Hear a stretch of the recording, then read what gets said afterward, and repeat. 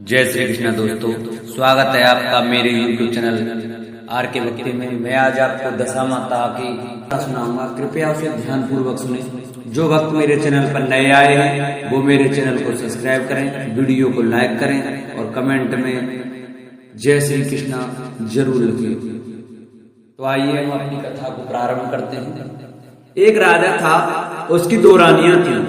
बड़ी रानी के संतान नहीं थी, छोटी रानी के पुत्र था। राजा छोटी रानी और राजकुमार को बहुत प्यार करता था। बड़ी रानी छोटी रानी से ईर्ष्या करने लगी। बड़ी रानी राजकुमार के प्राण हर लेना चाहती थी। एक दिन राजकुमार खेलता खेलता बड़ी रानी के चौक में चला गया। बड़ी रानी राजकुमार के गले में एक काला सर्प डाल दिया। छोटी रानी दशा माता का व्रत करती थी। राजकुमार दशा माता का ही दिया हुआ था। दशा माता की कृपा से राजकुमार के गले में सांप बिना नुकसान पहुंचाए चला गया। दूसरे दिन बड़ी रानी ने लड्डुओं में जहर मिलाकर राजकुमार को खाने के लिए दिए। राजकुमार जैसे ही लड्डू खाने लगा तो दशा माता एक दासी का रूप धारण कर आई और राजकुमार के हाथ से लड्डू छीन लिए। बड़ी रानी का यह बार भी खाली गया। रानी को बड़ी चिंता हुई कि किसी भी तरह से राजकुमार को मारना है। तीसरे दिन जब राजकुमार फिर बड़ी रानी के आंगन में खेलने गया तो रानी ने उसे पकड़कर गहरे कुएं में ढकेल दिया। चूंकि कुआं बड़ी रानी के आंगन में बना था, इसलिए किसी को भी पता नहीं चला कि राजकुमार कहाँ गया। लेकिन जैसे ही बड़ी रानी ने राजकुमार को कुएं में ढकेला तो दशा माता ने उसे बीच में ही रोक लिया। इधर दोपहर हो जाने पर राजकुमार के न लौटने पर राजा व छोटी रानी की चिंता सताने लगी। दशा माता को भी इस बात की चिंता हुई। राजकुमार को उसके माता पिता के पास किस प्रकार पहुंचाया जाए। राजकुमार को तलाश करने वाले कर्मचारी निराश होकर बैठ गए। राजा व छोटी रानी पुत्र शोक में रोने लगे। तब दशा माता ने भिखारी का रूप धारण किया और राजकुमार को गले से लगाए राजद्वार पर पहुंचे।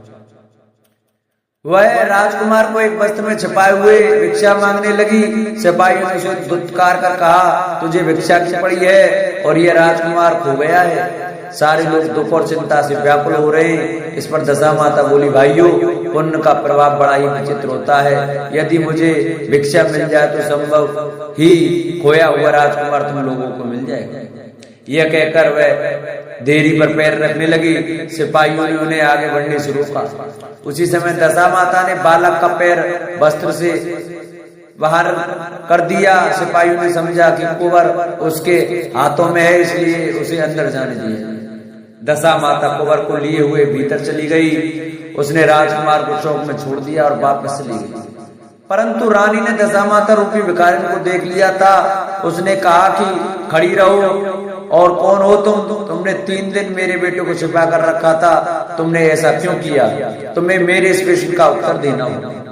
दशा माता उसी समय ठहर गई। उन्होंने बताया कि मैं तुम्हारे पुत्र की चोरी करने वाली नहीं हूँ, मैं तो तुम्हारी आराध्या देवी दशा माता हूँ। मैं तुम्हें सचेत करने आई हूँ कि बड़ी रानी तुमसे ईर्ष्या रखती है। वह तुम्हारे पुत्र के प्राण हर लेना चाहती है। एक बार उसने तुम्हारे पुत्र के गले में काला सर्प डाला था, जिसे मैंने भगाया। दूसरी बार उसने इसे विष के लड्डू खाने को दिए, जिन्हें मैंने उसके हाथ से छीन लिए। इस बार उसने तुम्हारे इस पुत्र को अपने आंगन के कुएं में ढकेल दिया था और मैंने इसी बीच में ही रोक कर रक्षा की। इस समय में भिखारिन के वेश में तुम्हें सचेत करने आई हूँ। यह सुनकर छोटी रानी दशा माता के पैर में गिर कर क्षमा मांगने लगी। छोटी रानी विनती भाव से बोली, जैसी कृपा आपने मुझ पर दर्शन देकर की है, मैं चाहती हूँ कि आप सदैव इस महल में निवास करें। मुझसे जो सेवा पूजा होगी मैं करूंगी। इस पर दशा माता बोली, मैं किसी के घर में नहीं रहती। जो श्रद्धा पूर्वक मेरा ध्यान स्मरण करता है, मैं उसी के हृदय में निवास करती हूँ। मैंने तुम्हें साक्षात दर्शन दिए हैं, इसलिए तुम सुहागनों को बुलाकर उन्हें यथाविधि आदर सत्कार के साथ भोजन कराओ और नगर में ढिढोरा पिटवा दो कि सभी लोग मेरे डोरा ले और व्रत करें। इतना कहकर दशा माता अंतर्ध्यान हो गई। रानी ने अपने राज्य की सौभाग्यवती स्त्रियों को निमंत्रण देकर बुलाया और उपटन से लेकर शिरोभूषण श्रृंगार कर उनकी यथाविधि सेवा कर भोजन कराया और दक्षिणा में गहने आदि देकर विदा किया। रानी ने अपने राज्य में ढोरा पिटवा दिया कि अब से सब लोग दशा माता का डोरा लिया करें। एक घर में सास बहू रहती थी। बहू का पति परदेश में गया था। एक दिन सास ने बहू से गांव में से आग लाकर भोजन पकाने को कहा।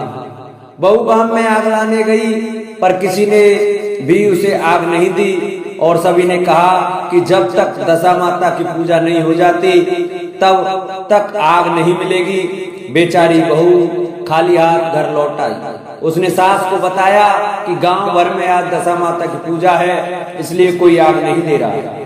शाम को जाने पर सास आग लेने गांव में गई तो स्त्रियों ने उसे आराम से बिठाया और कहा कि सुबह तुम्हारी बहू आग लेने आई थी, परंतु हमारे यहाँ पूजा नहीं हुई थी, इसलिए आग नहीं दे सकी। सास आग लेकर अपने घर पहुंची ही थी कि एक आदमी बछड़ा लिए आया और उसके पीछे गाय थी। स्त्री ने उससे पूछा कि यह गाय का पहला बच्चा है क्या?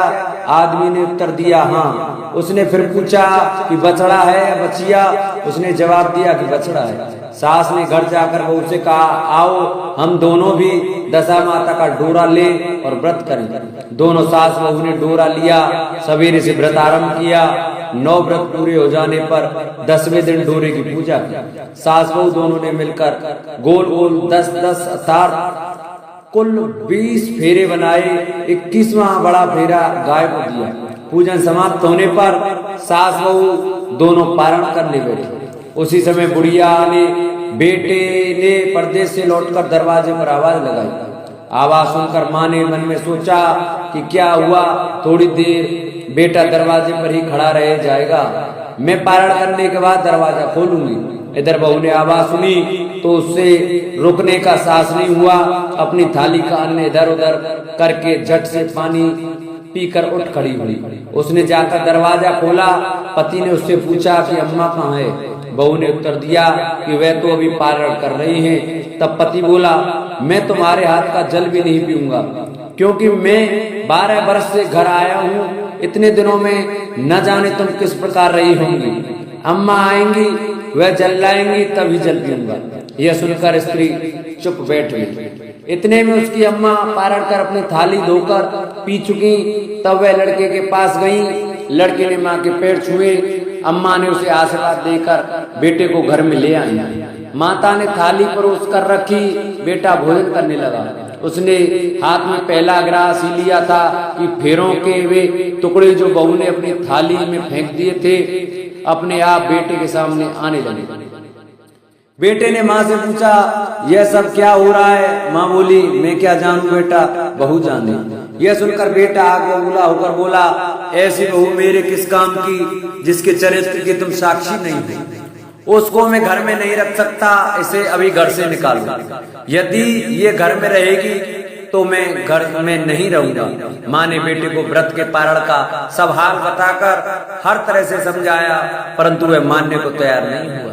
वह यही कहता रहा कि इसे घर के बाहर कर दो, मैं रह सकता हूँ। माँ ने सोचा बहू को थोड़ी देर के लिए बाहर कर देती हूँ, जब लड़के का गुस्सा उतर जाएगा तब बहू को बुला लूंगी। बुढ़िया ने बहू से कहा देरी के बाहर जाकर पेड़ के नीचे थोड़ी देर के लिए खड़ी हो जा। जब बहू पेड़ के नीचे खड़ी हुई तो पेड़ बोला मुझसे हटकर खड़ी हो, मैं दशा माता के विरोधी को छाया नहीं दे सकता। इस पर वह वहां से चलकर गड़ौची के पास गई। गड़ौची बोली मुझसे हटकर खड़ी हो, मुझ पर इतना भार घड़ों का नहीं है जितना तेरा है। वह ऐसे हटकर दूसरे ढेर पर खड़ी हो गई। घूरे का ढेर बोला मुझ पर इतना भार पूरे का नहीं है जितना तेरा है, चल यहाँ से हटकर कहीं और खड़ी हो जा। इस प्रकार उसे कहीं भी खड़ा नहीं होने दिया गया। वह अपने मन में बहुत दुखी हुई। वह जंगल में चली गई। जंगल में भूखी प्यासी घूमती फिरती एक सूखे कुएं में गिर पड़ी। वह उसमें गिरी परंतु उसे चोट नहीं आई। वह नीचे बैठ गई। अचानक राजा नल वहां शिकार खेलते खेलते वहां पहुंच गए। उनके साथी बिछुड़ गए थे। वह प्यास के कारण उसी कुएं पर आए जिसमें वह स्त्री बैठी थी। राजा नल के भाई ने कुएं में पानी के लिए लोटा डाला तो उस स्त्री ने लोटे को पकड़ लिया। भाई ने नल से कहा कि इस कुएं में किसी ने लोटा पकड़ लिया है। तब राजा नल ने कुएं पर आकर कहा कि तुम यदि पुरुष हो तो मेरे धर्म के भाई हो, और यदि स्त्री हो तो मेरी धर्म की बहन हो। तुम जो भी हो बोलो, मैं तुम्हें बाहर निकाल लूंगा। स्त्री ने आवाज दी, राजा ने उसे बाहर निकाल लिया तथा हाथी पर बैठाकर राजधानी ले आया। महाराज को शिकार से लौटकर महलों की ओर आते देखकर सबको ने महारानी को महाराज के आने की सूचना दी। सेवकों ने एक स्त्री को हाथी पर बैठा देखकर रानी को बताया कि महाराज एक नई रानी भी साथ ला रहे हैं। यह जानकर रानी बड़ी दुखी हुई। इतने में महाराज भी वहां आ पहुंचे। रानी ने हाथ जोड़कर विनती की, महाराज मुझसे ऐसा क्या गलती हो गई जो मेरे रहते आपने दूसरा विवाह कर लिया।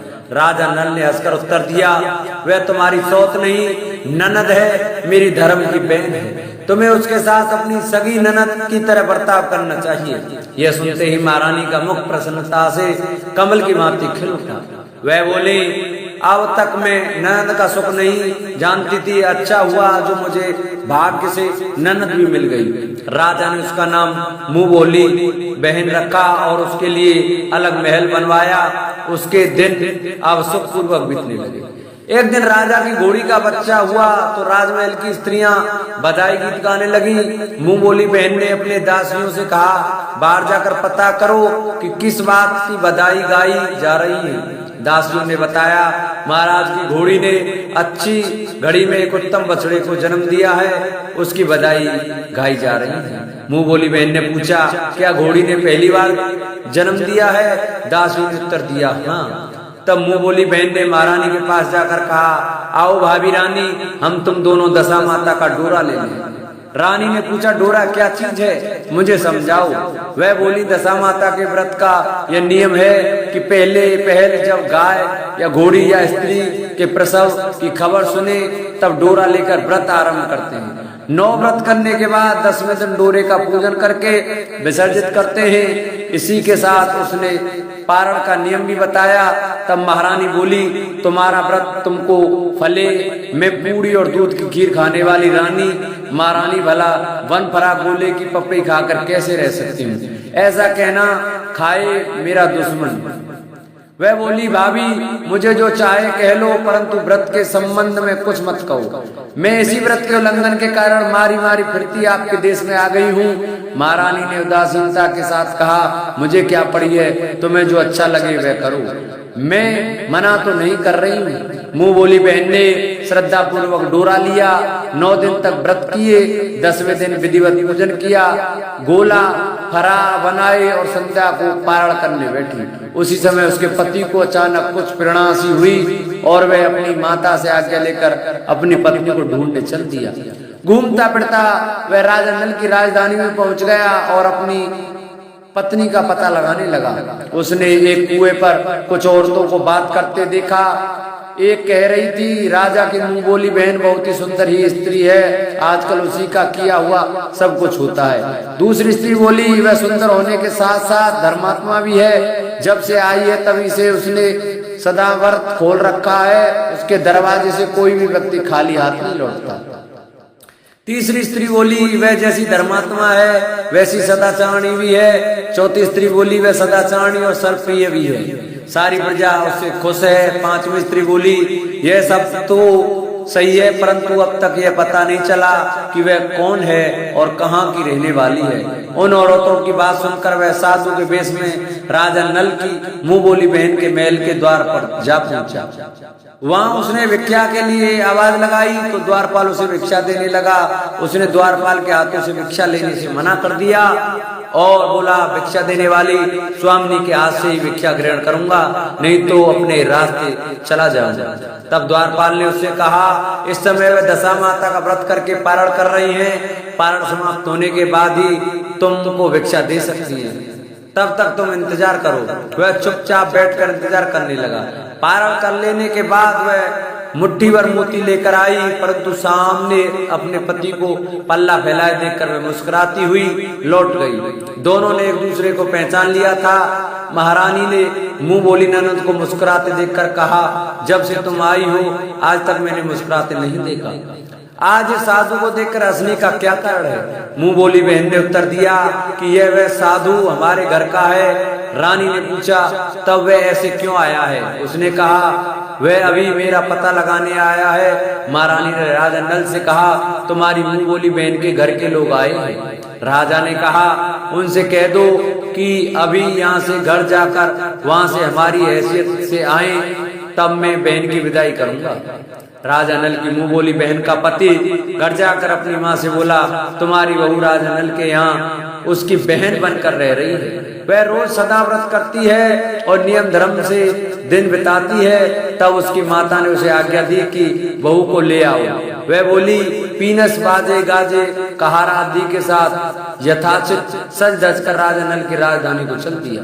राजा ने उसका यथोचित आदर सत्कार किया और कुछ दिन मेहमानी में रखकर विधि पूर्वक बहन की विदाई की। जब वह महल के बाहर निकल चलने लगी तो महल भी उसके पीछे पीछे चलने लगा। तब महारानी बोली, ननद जी तुम चली और मेरा महल भी ले चली, जरा पीछे मुड़कर तो देखती जाओ।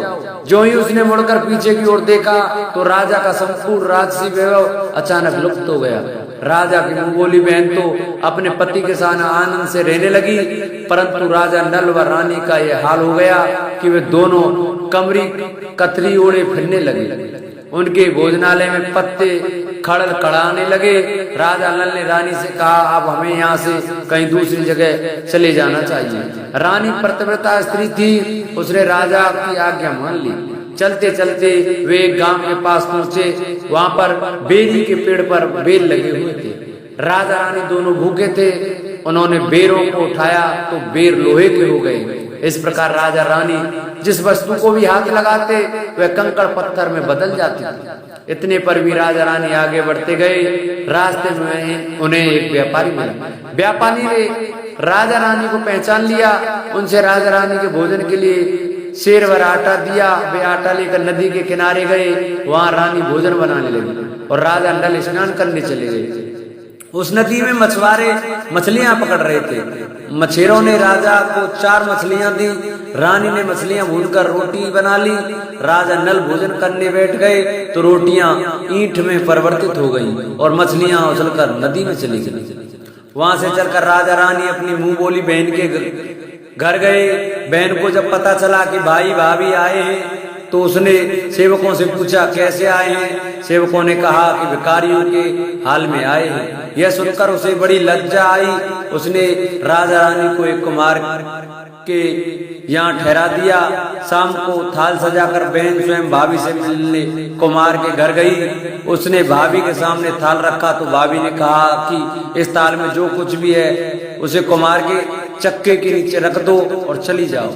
ननद का थाल सम्मान चक्के के नीचे रखकर चली गई। थोड़ी देर में राजा ने आकर रानी से पूछा, कहो बहन आई थी, क्या लाई थी? रानी ने कहा, अरे आई तो थी पर जो कुछ लाई थी मैंने इस चक्के के नीचे रखवा दिया।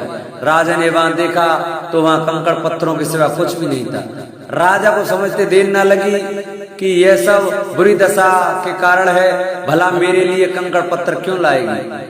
अब राजा रानी वहां से चलकर अपने मित्र के घर गए। मित्र को लोगों से पता चला तो उसने उनसे पूछा, कैसे आना हुआ?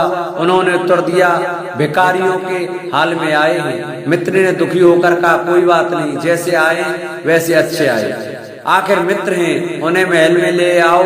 मित्र ने उन दोनों का स्वागत किया, स्वादिष्ट भोजन कराया। एक कमरे में उनके लिए पलंग बिछवा दी।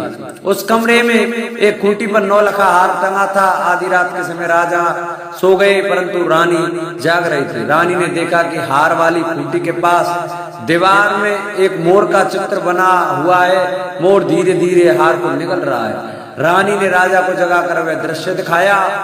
राजा ने सोचा, यहाँ से चुपचाप भाग चलना चाहिए, नहीं तो सवेरे चोरों का कलंक, चोरी का कलंक लगेगा, तब मित्र को क्या मुख दिखाएंगे। बेचारे राजा और रानी ने सुबह उठकर जंगल की तरफ चल दिए। दोनों चलते चलते एक दूसरे राजा की राजधानी में पहुंच गए। वहां अतिथियों और भिक्षुकों को सदाव्रत दिया जाता था। वे दोनों भी सदाव्रत लेने गए, परंतु उस समय सदाव्रत बंद हो चुका था।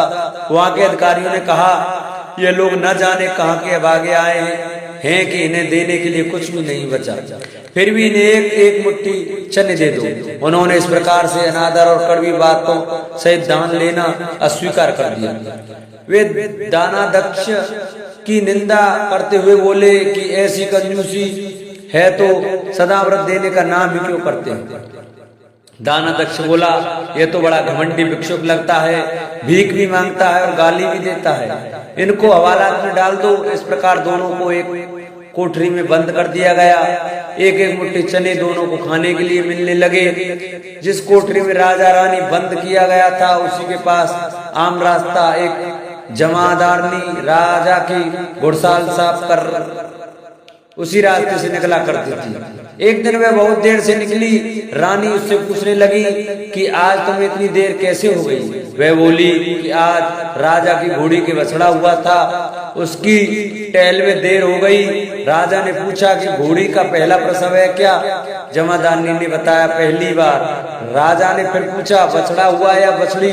जमादारनी ने बताया कि बहुत अच्छा बछड़ा हुआ है। यह सुनकर रानी ने राजा से कहा, एक बार मैंने तुम्हारी मुंह बोली बहन के डोरे का अनादर किया था, उसी दिन से हमारी दशा बदल गई है। मैं आज दशा माता का डोरा लेना चाहती हूँ। राजा ने कहा, परंतु यह पूजा की सामग्री कहाँ से आएगी, उसके नियम धर्म का पालन कैसे होगा।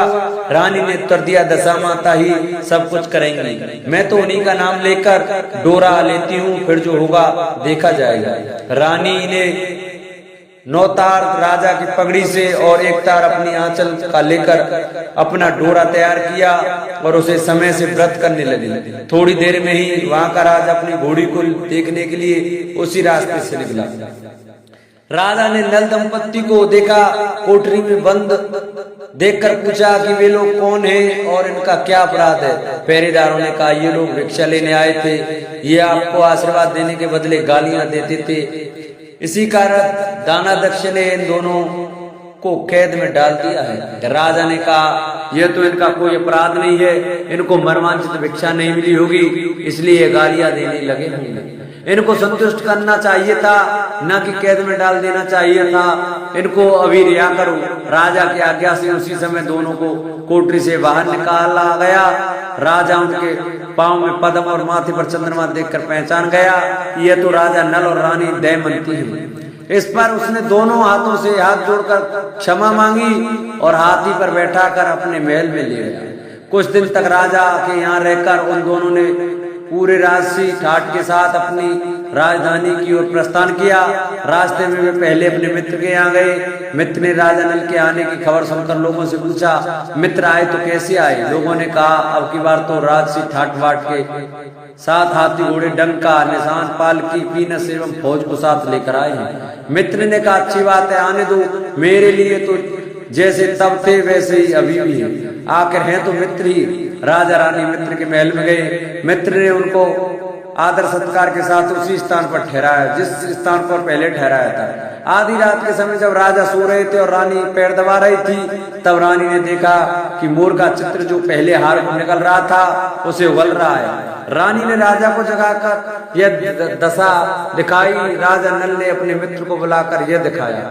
मित्र बोला कि मैंने तब भी तुमको चोर नहीं समझा था और ना समझता हूँ, यह दृश्य तुम्हारी बुरी दशा का फल है, आप निश्चित रहिए, मेरे मन में कोई मैल नहीं है। मित्र के यहाँ से चलकर राजा रानी अपनी मुंह बोली बहन के यहाँ गए। उसने सुना राजा भैया आ रहे हैं, तो उसने लोगों से पूछा कैसे आ रहे हैं। लोगों ने कहा, जिस प्रकार राजा का आना चाहिए उसी प्रकार आ रहे हैं। उसने कहा, उनको मेरे महल ले आओ। जब राजा नल का हाथी बहन के घर की ओर बढ़ा, तब रानी ने कहा, आप अपनी बहन के घर जाइए, मैं तो उसी कुमार के घर रहूंगी जिसके पहले ठहरी थी। राजा ने कहा, जिस कारण इतने दुख उठाए तुम फिर उससे झगड़ा बोल लेना चाहती हो, यह तुम अच्छा नहीं कर रही हो। परंतु रानी नहीं मानी, वह कुमार के घर में ही ठहरी। राजा बहन के घर चले गए। शाम को राजा की बहन भाभी के लिए थाल सजाकर कुमार के यहाँ आई। उसने भाभी के सामने थाल रख दिया। भाभी सोने चांदी के गहने उतार कर रखने लगी और कहने लगी, खाओ रे मेरे सोने चांदी के गहने खाओ, हम भूखे नंगे क्या खाएंगे। ये औलाना सुन ननद बोली, ये औलाना किसे देती हो, मुझसे उस समय जो हो कुछ हो सका वो उस समय लाई थी, वही अब भी लाई हूँ। विश्वास ना हो तो चकवे के नीचे अब भी देख लो। सचमुच चक्के के नीचे देखा तो वहां पर मणिक मोतियों का ढेर लगा था। रानी ये देखकर प्रसन्न रह गई। वह बोली, ननद जी तुम्हारा कोई दोष नहीं है, यह तो हमारी बुरी दशा का परिणाम था। रानी ने ननद का लाया सब सामान तथा उसमें अपनी तरफ से कुछ और जवाहरात मिलाकर ननद को वापस कर दिया, परंतु ननद को पूजा का न्योता देना भूल गई। वहां से चलकर राजा सूरा गाय के पास आए। गाय ने सेना सहित राजा को भरपेट दूध पिलाया। वहां से आगे चलकर वे नदी के तट पर पहुंचे तो वहां पड़ाव डाला, भोजन बनवाया गया। जब राजा भोजन करने बैठे तो उसी समय नदी में उछलकर गिरी हुई भुनाई मछलियां अपने आप थाली में गिर पड़ी। वह रोटियां जो ईंट बन गई थी फिर से रोटियां बन गई। राजा ने कहा, यह सब क्या हो रहा है, कुछ समझ में नहीं आता। रानी ने बताया कि ये रोटियां और मछलियां वे ही है जो उस दिन हमें नसीब नहीं हुई थी। मैं यदि आपसे उस समय कहती कि तली हुई मछलियां जल में उछल गई और रोटियां ईंट बन गई तो आप कदापि भी इसे सच नहीं मानते। इसी कारण मुझे बहाना बनाना पड़ा। अब राजा रानी अपनी राजधानी की ओर आगे बढ़े। जब राजा की फौज अपनी राजधानी के समीप पहुंची तो वहां के लोगों ने समझा कि दूसरे राजा ने राजधानी पर आक्रमण कर दिया है। वे घबरा गए।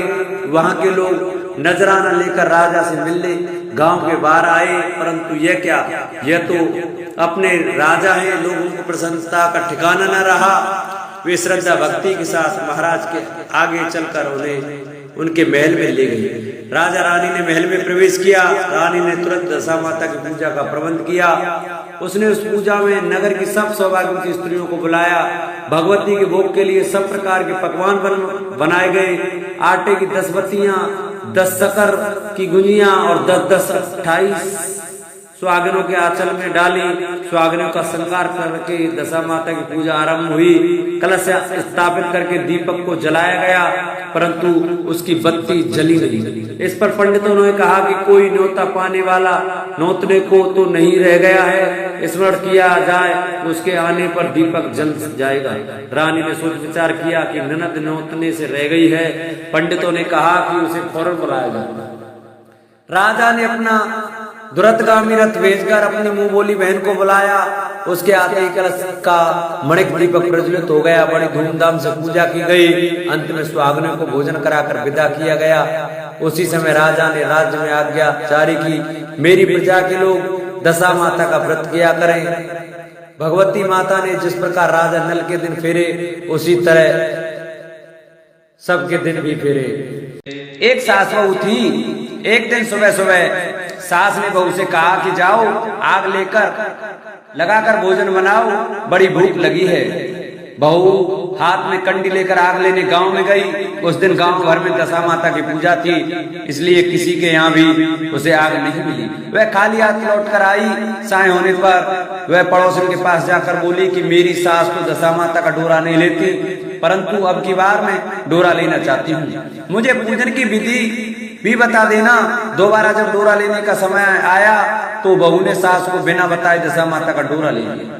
9 दिन वह किसी न किसी बहाने पड़ोसन के घर जाकर कथा सुनते रही। 10वें दिन उसे चिंता सताने लगी कि अब मैं पूजा कैसे करूंगी। वह मन ही मन दशा माता का ध्यान धरकर सोचने लगी कि आज सास कहीं बाहर चली जाए तो मैं शांति पूर्वक पूजा करूंगा। दशा माता की कृपा से सास बहू से बोली, मैं आज खेतों में जा रही हूँ, यदि मुझे आने में देर हो जाए तो मेरे लिए खेत पर खाना ले आना। बहू के मन की मुराद पूरी हो गई। वह तो यही चाहती थी। उसने सास से कहा कि आप निश्चित होकर जाइए, घर का सारा काम मैं निपटा लूंगी। सास के जाते ही बहू ने स्नान कर दशा माता की पूजा की। इसके बाद वह पूजा की सामग्री मिट्टी के गोले में रखकर उसे सिलाने के लिए ले जाने लगी कि उसकी सास खेतों से वापस आ गई। सास को देखकर बहू ने जल्दी से उस गोले को मटकी में छिपा दिया। उसने सोचा कि उचित समय पर गोले को दही से निकालकर विसर्जित कराऊंगी। सास ने आते ही बहू से कहा, तुम मुझे खाना देने क्यों नहीं आई? अब तक क्या कर रही थी? बहू ने कहा कि आज मैंने सर के बाल धोए थे, उनके सूखने में देर लग गई, इस कारण भोजन बनाने में देर हो गई। मैं ताली लगाती हूँ, आप कुछ त्याग कर भोजन कीजिए। सास का गुस्सा कुछ ठंडा हुआ। वह पैर धोकर चौक पर में बैठी गई थी कि उसका बेटा भी आ गया। वह भी माता के साथ भोजन करने बैठ गया। सास भोजन करके उठना ही चाहती थी कि उसका बेटा बोला, मुझे तो दही चाहिए। सास ने बहू से दही देने के लिए कहा। बहू बोली, मैं तो रसोई में हूँ, आप ही इन्हें दही दे दो। सास हाथ धोकर दही लेने चली, परंतु जैसे ही उसने छाछ की मटकी उठाई तो उसमें कुछ खड़खड़ाने की आवाज आई। उसने हाथ डालकर देखा तो उसे एक बड़ा सोने का गोल मिला। सास ने आश्चर्य से बहू से पूछा, यह छाछ की मटकी में यह सोने का गोला कहाँ से आया? इसे तुम कहाँ से चुरा कर लाई हो? यहाँ क्यों छिपा कर रखा है? मैं समझ गई, वह समझ गई कि इसी वजह से तुम छाछ देने नहीं उठी। इसका भेद बताओ। वह बोली, मुझे कुछ नहीं पता, मेरी दशा माता जाने। मैंने आपके बताए बिना दशा माता का डोरा लिया था और उनकी पूजा की थी। आपके आ जाने के कारण मैं डोरे को विसर्जित करने नहीं जा सकी। आपके डर से मैंने इसे छाछ की मटकी में छिपा दिया था। दशा माता ने इसे सोने का बना दिया, मैं इसमें क्या कर सकती हूँ? सास ने बहू को गले लगा लिया और कहा, अब मैं भी तुम्हारे साथ डोरा लूंगी और विधिवत व्रत और पूजा किया करूंगी। हे दशा माता, जैसे तुमने इनको दिया वैसे ही सब भक्तों पर कृपा करना। एक साहूकार था, उसके परिवार में 5 पुत्र, उसकी बहुएं तथा एक पुत्री थी। पुत्री का विवाह हो चुका था, परंतु उसका गौना नहीं हुआ था। इस कारण वह भी अपने माता पिता के घर में रह रही थी। एक दिन साहूकार की पत्नी दशा माता का डोरा ले रही थी। उसकी बहुओं ने भी डोरे लिए। बहुओं ने अपनी सास से पूछा कि क्या ननद के लिए भी डोरा लेना है? सास ने कहा हाँ। इस पर बहुओं ने कहा कि उनकी तो विदाई होने वाली है, यदि व्रत से पहले ही विदा हो गई तब क्या होगा? सास ने उत्तर दिया, मैं व्रत का सारा सामान साथ में रख दूंगी, वह अपने ससुराल में पूजा कर लेगी। ऐसा ही हुआ।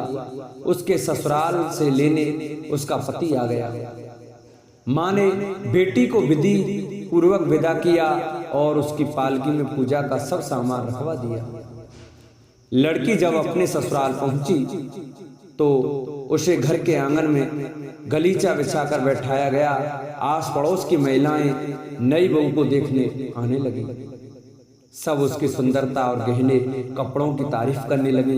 किसी की निगाह उसके गले में बंधे डोरे पर पड़ गई। वह बोली, बहू की माँ बड़ी टोटके वाली है। सबकी निगाहें उसकी बात सुनकर उसके गले में पड़े डोरे पर पड़ी। सभी स्त्रियां डोरे के बारे में अपनी अपनी राय प्रकट करने लगी। शाम को सास, ननद, देवरानी, जेठानी, घर की सभी स्त्रियां भी उसी डोरे की चर्चा करने लगी। सब डोरे की निंदा कर रही थी। सुबह से शाम तक डोरे के बारे में सुनते सुनते बहू का दिमाग खराब हो गया। उसने डोरे को गले से उतारकर जलती हुई आग में डाल दिया। डोरे के जलते ही सारे घर में आग लग गई। घर में रखा सब धन धान जल गया। सब आदमी अपने प्राण बचाकर घर से बाहर भागे। अब घर में केवल नई बहू और उसका पति रह गया, बाकी सब भाग गए थे। घर का सारा सामान जल गया था। घर में अब न खाने को अन्न था और न ही पहनने के लिए वस्त्र बचे थे। इसलिए दोनों पति पत्नी गांव छोड़कर रोजगार खोजने चल दिए। चलते चलते वे उसी गांव में पहुंच गए जहां की वे लड़की थी। लड़की ने अपने पति से कहा, तुम यहाँ भाड़ झोंको और मैं कोई काम ढूंढती हूँ। पत्नी का कहना मानकर वह बाहर झोंकने लगा और वह स्वयं एक कुएं पर जाकर बैठ गई। उस कुएं पर सारे गांव की स्त्रियां पानी भरने आया करती थी। उस लड़की की भाभियां उस कुएं पर पानी भरने आई, परंतु उन्होंने अपनी ननद को नहीं पहचाना। वे उससे बोली, तुम तो किसी भले घर की लड़की मालूम होती हो, कुछ काम करना चाहती हो तो बोलो। लड़की बोली, काम तो करूंगी परंतु कोई नीच काम नहीं करूंगी। बड़ी भाभी बोली, हमारी ननद ससुराल चली गई है, तुम हमारे बच्चों की देखभाल करती रहना और हमारे घर से सीधा लेकर आप अपना भोजन बना लिया करना। लड़की इस काम के लिए राजी हो गई। लड़की की भाभियां अपने घर आईं और सास से बोली, कुएं पर एक अनाथ लड़की बैठी है, वह हमारे घर रहने और बच्चों की देखभाल करने को राजी है, आप कहो तो हम उसे रख लें। सास ने कहा, खुशी से रख लो, परंतु आपस में कलह मत करना। सब बहुएं राजी हो गईं। वे वापस कुएं पर आईं और उसे घर ले आई। वे अपने भतीजे और भतीजियों की देखभाल करने लगी और अपना जीवन निर्वाह करने लगी। एक दिन दशा माता का डोरा लेने का अवसर आया। सास के कहने पर सब बहुओं ने डोरा लिया। बहुओं ने सास से पूछा कि क्या इस लड़की के लिए भी डोरा लेना है? सास ने कहा हाँ। बहुओं ने कहा, इसी प्रकार आपने ननद जी के लिए भी डोरा ले लिया था, परंतु पूजा से पहले ही उनकी विदाई हो गई। अब इस लड़की को डोरा दिलाना चाहती हो, यदि यह पूजा से पहले चली गई तो क्या होगा? सास बोली, तुम्हारी ननद ने अपने घर जाकर पूजा की होगी, ये लड़की पूजा होने तक इसी घर में रहेगी तो अपने आप पूजा में शामिल हो जाएगी, और यदि कहीं चली गई तो वह वहां पर भी पूजा कर लेगी। सर्वसम्मति से लड़की ने भी दशा माता का डोरा ले लिया। 9 दिन तक वह दशा माता की कहानी तथा व्रत पूजन में शामिल होती रही। 10वें दिन लड़की की माता व बहुओं ने सर से स्नान किया और घर में चौका लगाया तथा पूजन की तैयारी करने लगी। लड़की बहुओं से बोली, यदि कोई पुराना कपड़ा मिल जाए तो मैं भी स्नान कर लूं। बहुओं ने अपनी सास से पूछकर अपनी ननद की साड़ी उस लड़की को दे दी। अपनी पुरानी साड़ी लेकर वह स्नान करने गई। उसने सर से स्नान करके साड़ी पहनी और घर आई। घर पर पूजा आरंभ हो गई। वह जैसे ही पूजा के पास आकर बैठी तो बहुओं ने कहा, यह तो हमारी ननद जैसी लग रही है। इस पर सास ने नाराज होकर कहा, तुम्हारे मन में जो आता है बोलती रहती हो, पूजा के समय भी चुपचाप नहीं बैठा जाता। चुप रहो, मुझे कथा कह लेने दो, तुम्हारी बातों से कथा में विघ्न पड़ता है। बहू चुप हो गई। घर की सब स्त्रियां ने पारण किया, लड़की ने भी पारण किया। इसके बाद स्त्रियां एक दूसरे का सर गूंथने लगी। एक ने लड़की का सर गूंथना शुरू किया। वह बोली कि जैसी गूंथ सिर में है वैसी गूंथ हमारी नंद के सिर में थी। सास नाराज होकर बोली, तुम मेरी बेटी की तुलना इससे क्यों कर रही हो? सास ने बहू को डांट दिया, परंतु उसकी बात मन में घर कर गई। उसने लड़की से कहा, आज रात मेरे पास सोना। रात तो जब सब बहुएं सो गईं तो उसने लड़की से पूछा, तुम्हारे पियर में कभी कोई था? उसने जवाब दिया, मेरे 5 भाई और भाभियां थी, तुम जैसे माता पिता थे। उसने फिर पूछा, क्या हुआ? लड़की बोली, पीहर में मैंने दशा माता का डोरा लिया था, उसके पूजन से पहले ही ससुराल के लिए विदा हो गई। ससुराल में पहुंचकर गले में पड़े डोरे को देखकर वहां की स्त्रियां हंसी उड़ाने लगी। तब मैंने उस डोरे को आग में डाल दिया। उस डोरे के साथ सारा घर जलकर भस्म हो गया। सब लोग भाग गए। हम दोनों भागकर इस गांव में आ गए। उसकी माँ ने पूछा कि तुम्हारा पति कहाँ है? लड़की ने कहा, वह भड़भुंजे के यहाँ बाहर झोंकता है। दशा माता के प्रकोप से हमारी यह हालत हो गई है। वह समझ गए कि यह लड़की कोई और नहीं उसकी बेटी है। तब उसने अपने 5 बेटों को बुलाकर कहा कि यह तुम्हारी छोटी बहन है। सवेरा होते ही माता के कहने पर 5 भाई भड़भुंजे के यहाँ से अपने बहनों को लेकर आए। उन्होंने उसको स्नान कराया और उत्तम वस्त्र पहनने को दिए। कपड़े पहनकर वह सुंदर साहूकार दिखाई देने लगा। वह कुछ दिन ससुराल रहकर अपने घर चला गया। घर पहुंचकर उसने देखा कि सब लोग पहले की तरह सुख पूर्वक रह रहे हैं। इसके बाद वह अपने ससुराल आया और अपनी पत्नी को विदा कर घर ले गया। वे अपनी दशा पर विचार करती हुई जा रही थी। मार्ग में एक नदी पड़ी, उस नदी में स्नान करके अप्सराएं दशा माता का डोरा ले रही थी। उनके पास एक डोरा बच गया था। वे अप्सराएं बोली, यदि इस डोली में कोई उच्च वर्ग की स्त्री है तो उसे ये डोरा दे दें। उन्होंने डोली के पास जाकर पता किया और वह डोरा उस लड़की को दे दिया। जब लड़की अपनी ससुराल पहुंची तो सास थाल सजाए, ननद कलश लिए, देवरानी जेठानी अन्य मांगलिक वस्तुएं लिए उसका स्वागत करने के लिए खड़ी थी। नेक दस्तूर हो जाने के बाद लड़की को आसन पर बैठाया गया। आसन पर बैठने के बाद लड़की ने कहा, आप लोगों ने पहली बार दशा माता के डोरे के लिए अपशब्द कहे थे, जिसका फल ये हुआ कि घर के सब लोग बिछुड़ गए तथा घर का धन धान्य जलकर स्वाह हो गया। बड़ी मुसीबतें उठाने के बाद अब अच्छे दिन आए हैं। आप में से कोई भी अब मेरे दशा माता के डोरे की निंदा करने की भूल ना करे। जब मेरा व्रत हो तब श्रद्धा पूर्वक पूजा करें। सबने खुशी खुशी उसकी बात मान ली। 9 दिन तक व्रत चलता रहा।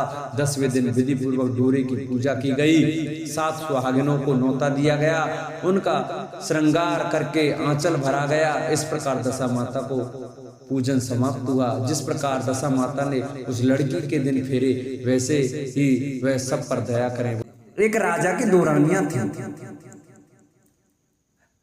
राजा की रानी प्यारी रानी लक्ष्मी कहा जाता था और दूसरी रानी को रानी होने पर भी कुलक्ष्मी कहा जाता था। एक दिन एक राजा की 2 रानियां थीं। रानी की प्यारी रानी को लक्ष्मी कहा जाता था और दूसरी रानी को रानी होने पर भी कुलक्ष्मी कहा जाता था। एक दिन लक्ष्मी रानी क्रोध होकर लकड़ी का पट्टा ले मलिन कपड़े पहनकर कोप भवन में जा लेटी। राजा ने लक्ष्मी से पूछा, तुम कोप भवन में क्यों पड़ी हो? तुम क्या चाहती हो? रानी बोली, कुलक्ष्मी का देश निकाला दिया जाए। कुलक्ष्मी रानी थी, इसलिए उसे निकाला देने से राजा की बदनामी होने का डर था, इसलिए रानी को पीड़ छोड़कर आने की बात सोच गई। राजा ने पटरानी को एक रथ में सवार कराया और स्वयं घोड़े पर चढ़कर रथ के साथ चलने लगा। एक भीड़ जंगल में पहुंचकर राजा ने रथ को रुकवाया। पालकी ढोने वालों को कहा, वहां से हट जाने को कहा। राजा रानी को उस जंगल में छोड़कर घोड़े पर सवार होकर अपने महल में आ गया। कुलक्ष्मी को बाट जोते सारी रात बीत गई। रानी को प्यास लगी, वह रथ से उतरकर पानी के तलाश में चल दी। रानी ने आसपास पानी खोजा, परंतु उसे कोई जलाशय नहीं दिखाई दिया। रानी ने एक सारस के जोड़े को एक तरफ जाते देखा। रानी कुलक्ष्मी सारस के जोड़े के पीछे चलते चलते वह एक नदी के किनारे पहुंच गई। रानी ने सोच आदि से निवृत्त होकर उसी नदी में स्नान किया और जल पीर कर अपनी प्यास बुझाई। उस समय कुछ अन्य स्त्रियां भी स्नान कर रही थीं। स्नान करने के बाद उन स्त्रियों ने दशा माता का डोरा लिया। उनके पास एक डोरा बच गया। उन्होंने रानी से डोरा लेने का अनुरोध किया। रानी डोरा लेकर अपने रथ में आकर बैठ गई। दशा माता ने रानी की परीक्षा लेने के लिए एक बुढ़िया का वेश धारण कर उसके रथ पर पास आई। वह रानी से बोली कि बेटी यहाँ बैठी क्या कर रही हो? रानी ने बुढ़िया से कहा, पहले तुम बताओ तुम कौन हो? बुढ़िया ने उत्तर दिया, मैं तुम्हारी मौसी हूँ। तब रानी उसके गले लगकर रोने लगी। उसने अपनी विपदा भरी सारी कहानी बुढ़िया को बता दी। अंत में रानी ने बुढ़िया से कहा, अब मुझे केवल तुम्हारा ही सहारा है, मेरी रक्षा करो। दशा माता की कृपा से उसी जगह माया का शहर बस गया। रानी के भाई भाभी आदि सारा मायका वहां प्रकट हो गया। रानी ने अपने पियर के साथ मिलकर 9 दिन दशा माता की कथा कहानियां सुनाई। 10वें दिन डोरे की पूजा होनी थी। उस दिन सवेरे उठकर दशा माता ने रानी से कहा, नदी में स्नान कर आओ, वहां तुमको स्वर्ण कलश मिलेगा। तुम उसे ले लेना और जो डोली तुम्हें लेने आए उसमें बैठ जाना। किसी से ये मत पूछना कि ये डोली किसकी है। रानी ने नदी में स्नान किया। वह स्नान करके बाहर निकल आई तो उसे 2 स्वर्ण के कलश नदी के किनारे रखे मिले। उन्हीं के पास रेशमी वस्त्र थे। उन वस्त्रों को रानी ने पहन लिया। वह चलने को तैयार हुई तो उसे डोली आती दिखाई दी। वह डोली में बैठ गई और अपने घर पहुंच गई। घर पहुंचकर उसने माया के परिवार की सब महिलाएं सहित दशा माता के डोरे की पूजा की, सुहागिनों को भोजन कराया। इसके बाद उसने पारण किया। अब रानी अपने पियर में आनंद पूर्वक सबके साथ मिलकर रहने लगी। इधर कुछ समय बाद राजा को रानी कुलक्ष्मी का ध्यान आया। राजा ने विचार किया कि जिस दिन से मैं रानी को जंगल में छोड़कर आया हूँ तब से उसका कोई समाचार नहीं मिला। चलकर देखना चाहिए कि रानी कुलक्ष्मी का क्या हाल है। मंत्रियों ने राजा को समझाया कि अब रानी से मिलना आपके लिए ठीक नहीं होगा, परंतु राजा ने मंत्रियों की बात पर कोई ध्यान नहीं दिया। वह घोड़े पर सवार होकर उसी स्थान पर पहुंचा जहां पर रानी को छोड़ाया था। राजा को यह देखकर बड़ा आश्चर्य हुआ कि यहाँ तो सघन वन था, परंतु अब यहाँ रमणीक बस्ती बसी हुई है। राजा ने लोगों से पूछा यह कौन सी नगरी है। लोगों ने उसे बताया कि यह कुलक्ष्मी का नगर है। अब तो राजा के आश्चर्य का ठिकाना न रहा। वह बार बार सोच रहा था कि क्या यह नगर मेरी पटरानी कुलक्ष्मी द्वारा बसाया नगर है। राजा ने कुलक्ष्मी के महल के पास जाकर सूचना भिजवाई कि उनसे अमुक देश के राजा मिलना चाहते हैं। रानी ने राजा को पहचान कर मिलने से मना कर दिया, परंतु मौसी ने उसे समझाया कि हिंदुओं में तो पति परमेश्वर माना जाता है, तुम्हें यही उचित है कि तुम यथाशक्ति उनका आदर सत्कार करो। मौसी के कहने पर रानी कुलक्ष्मी ने राजा को महल में बुलवाया। दोपहर को राजा को भोजन पर बुलाया गया। राजा के साथ नाई भी था। रानी राजा और नाई को भोजन कराने लगी। पहली बार रानी ने नाई की पत्तल पर भोजन परोसा तो नाई ने रानी के पैर पर एक छींटा लगाया। रानी इस भेद को नहीं समझ सकी कि नाई ने उसके पैर पर रायते का छींटा क्यों मारा। रानी दूसरी बार पोशाक बदल कर फिर आई।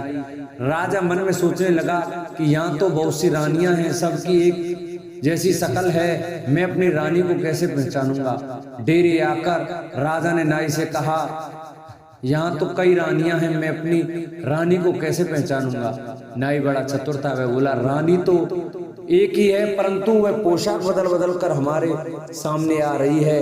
राजा ने नाई से पूछा तुझे कैसे पता चला कि रानी एक ही है। नाई बोला कि मैंने उनके पैर पर रायते का छींटा मारा था। वह 3 बार कपड़े बदलकर हमारे सामने आई, परंतु वह छींटा उनके पैर पर 3 बार लगा था। अगले दिन रानी ने राजा को अपने महल में बुलवाया। राजा को अपनी मेज पर बिठाकर खाने के लिए पैन का बीड़ा दिया। पान खाकर राजा पलंग पर लेट गया और रानी उसके पैर दबाने लगी। राजा ने रानी से अपने किए के लिए क्षमा मांगी और रानी को अपनी राजधानी में चलने को कहा। रानी ने कहा आप मुझे किस मुंह से चलने को कह रहे हैं? आप तो मुझे जंगल में अकेला छोड़कर चले गए थे। आप तो दूसरी रानी के कहने में आकर मेरा परित्याग कर चुके थे। यह तो मेरी मौसी का किया हुआ है, उसी के कारण यह सब वैभव मुझे प्राप्त हुआ है, वरना आप तो मेरा सर्वनाश कर चुके थे। राजा ने रानी को बहुत समझाया। तब रानी बोली कि मैं केवल एक शर्त पर आपके साथ चल सकती हूँ। आप मेरी मौसी से वरदान मांगेंगे कि यह नगरी आपकी राजधानी के पास पहुँचा दें, जिससे जब मेरा मन चाहे आपके पास रहूं और जब जी चाहे तो मौसी के दिए महल में चली जाऊं। मेरी मौसी बड़ी दयालु है, संभव है कि वह हमारी बात मान जाएं।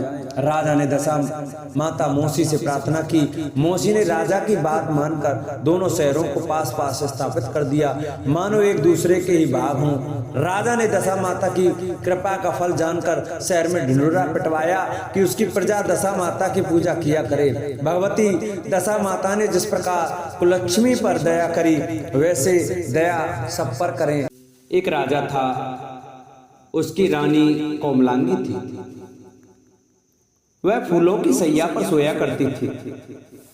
एक दिन फूलों के साथ कच्ची कली भी आ गई। कच्ची कली के कारण उसे रात को नींद नहीं आई। वह करवटें बदलती रही। राजा ने पूछा, प्रिय आज क्या बात है जो तुम्हें नींद नहीं आ रही है? रानी ने बताया कि आज फूलों में एक कच्ची कली आ गई है, वह मेरे शरीर में चुभ रही है, इसी कारण मुझे नींद नहीं आ रही है। राजा ने शयन कक्ष में एक दीपक जल रहा था जिसे ज्योति स्वरूप कहते थे। ज्योति स्वरूप रानी की बात सुनकर हंसा। राजा ने हाथ जोड़कर उससे हंसने का कारण पूछा।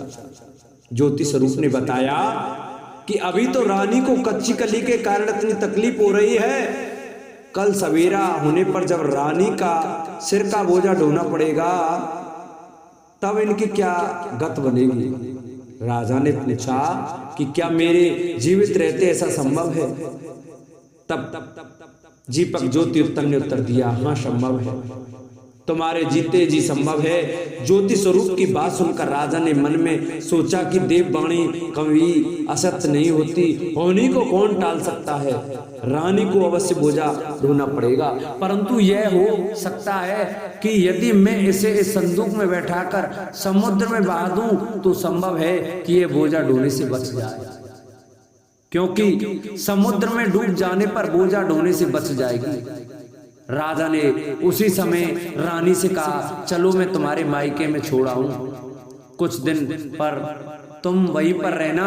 रानी बोली, परंतु महाराज मेरे मायके तो कोई भी नहीं है, मैं वहां किसके पास रहूंगी? राजा ने कहा कि तुम्हारे गोत्र संबंधी वहां बहुत अच्छी दशा में हैं, मैं उन्हीं के पास तुम्हें भेज देता हूं। रानी ने राजा की बात मान ली। रानी ने बहुमूल्य आभूषण और कीमती वस्त्र धारण किए। तब राजा ने रानी को संदूक में बिठाकर नदी में बहा दिया। वह नदी समुद्र में ऐसी जगह मिलती थी जहां पर राजा के बहनोई का राज्य था। समुद्र में मोती निकालने का ठेका राजा के बहनोई ने ले रखा था।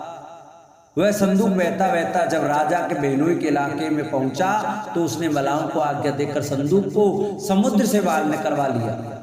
संदूक को उसने अपने महल के शयन कक्ष में भिजवा दिया और आदेश दे दिया कि वह मेरे पहुंचने तक इसे कोई नहीं खोले। राजा का बहनोई जो उस जगह का स्वयं राजा था, उसके शयन कक्ष में संदूक के पहुंचते ही रानी को पता चला कि इस संदूक को राजा ने समुद्र में पाया है, तो वह फौरन शयन कक्ष में आई। उसने पहरेदारों को हट जाने को कहा। रानी ने संदूक को खोल लिया। उसे संदूक के अंदर 16 श्रृंगार किए एक स्वर्ग सुंदरी मिली। रानी ने अपने मन में सोचा कि यदि राजा इसको इस दशा में देखेंगे तो इसके ही हो जाएंगे और मुझे छोड़ देगा। इसलिए उसने उस रानी के सब्जे पर कपड़े उतार कर उसे फटे पुराने कपड़े पहना दिए और संदूक में बंद कर दिया। राजा जब बाहर से महल में आए तो उसने रानी को अपने शयन कक्ष में बुलाया और रानी से पूछा कि क्या तुमने देखा है कि इस संदूक में क्या है? रानी ने उत्तर दिया कि मैंने कुछ नहीं देखा, मुझे नहीं पता कि इस संदूक में क्या है। राजा ने रानी के सामने संदूक खुलवाया तो उसे संदूक के अंदर फटे पुराने कपड़े एक स्त्री दिखाई दी जो भिखारिन सी लग रही थी। रानी ने कहा, यह कोई भिखारिन लग रही है, इसको कारखाने में भिजवा दिया जाए, वहां लकड़ी ढोकर अपना जीवन निर्वाह करती रहेगी। राजा ने रानी के कहे अनुसार उसे कारखाने में भिजवा दिया। एक दिन रानी की सहेलियां नदी में स्नान करके दशा माता का डोरा ले रही थी। उनके पास एक डोरा रह गया था। वे यह सोच रही थी कि इस डोरे को किसे दिया जाए कि उसी समय लकड़ी डोले वाली रानी वहां आ गई। उन्होंने उसे रोककर पूछा, बहन हमारे साथ दशा माता का एक डोरा ले लो। रानी ने कहा कि मुझे डोरा लेने में कोई हर्ज नहीं है, परंतु मुझे तो खाने भर को नहीं दिया मिलता, मैं इस डोरे की पूजा कैसे करूंगी? वे बोली कि तुम इस बात की चिंता मत करो, हम हर रोज इस जगह स्नान करने आया करेंगी। 9 दिन तक हम यहाँ पर कथा कहेंगी, तुम भी रोज आकर कथा में शामिल हो जाया करना। 10वें दिन पूजा होगी, तब तक दशा माता चाहेंगी तो तुम्हारी दशा बदल जाएगी। रानी ने दशा माता का ध्यान कर डोरा ले लिया। उसी दिन रानी के पति राजा को यह चिंता हुई कि रानी को संदूक में बंद करके बाहर तो दिया था, परंतु पता नहीं उसका क्या हाल हुआ। उसकी खोज खबर लेने के लिए राजा एक नौका पर बैठकर नदी की यात्रा करता हुआ अपने बेनोई के यहाँ पहुंचा। संध्या के समय वह अपनी बहन से बोला, मेरे हाथ पैरों में बहुत दर्द हो रहा है, किसी दबाने वाले को बुलाओ। तब उसकी बहन ने लकड़ी ढोने वाली भिखारिन को बुलाकर लाने की आज्ञा दी। उसे कहा, आज रात तुम मेरे भाई के पैर दबा दो। वह बड़े संकोच में पड़ गई, अपने मन में सोचने लगी, आज तक मैंने किसी पुरुष को छुआ तक नहीं। रानी अपने भाई के पैर दबाने के लिए उस पर जोर डाल रही थी, इसलिए लाचार होकर उसने हाँ कर दिया। राजा के पैर दबाते दबाते रानी को उसके पांव में पद्म दिखाई पड़ा। रानी चुपचाप रोने लगी। उसके आंसू राजा के पैर पर टपक पड़ा। राजा ने उससे पूछा, तुम क्यों रो रही हो? तुम अपना भेद मुझे बताओ, मेरे द्वारा तुमको कोई हानि नहीं होगी। रानी बोली कि जैसा पद्म आपके पैर में है वैसा ही पद्म मेरे पति के पैर में भी था। पहले के दिनों की याद आ जाने पर मुझे रोना आ गया। राजा ने उसे पहचान लिया।